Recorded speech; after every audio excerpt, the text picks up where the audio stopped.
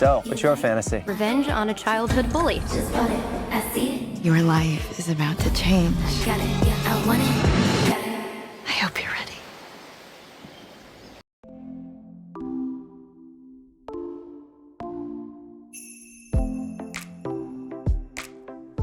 Yeah, I did know the series. And like you guys call it the temporada, ¿no? La temporada o no? No más en México.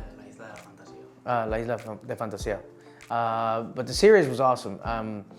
And we try to keep the same basic idea of the series, but then take it to another level, where somebody did have a fantasy, and then all of a sudden, they had to suffer the consequences, so to speak, of it. So if, say, you wanted all the key lime pie in the world, you'd have to eat all of it, and then you would be fat and grotesque and really unhealthy, and who would eat key lime pie for the rest of their lives, And your character is key to the plot. How did you face the challenge, and what did you bring to the new story?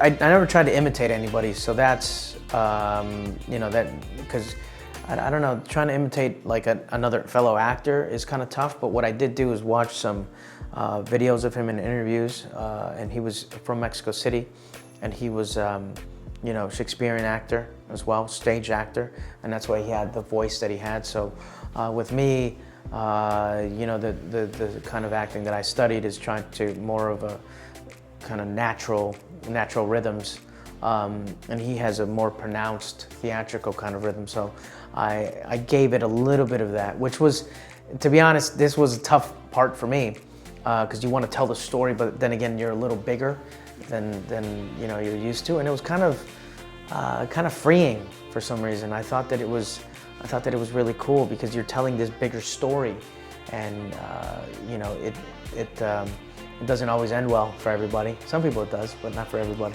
And you wanted to be the segue between fantasy and reality.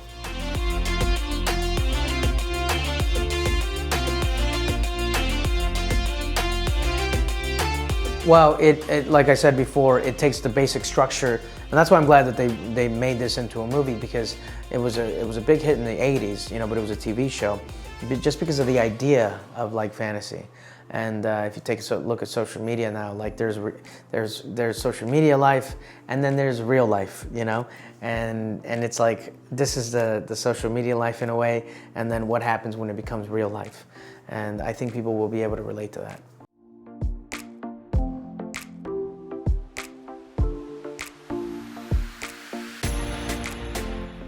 It was a little bit of a nightmare, just because you're filming outside.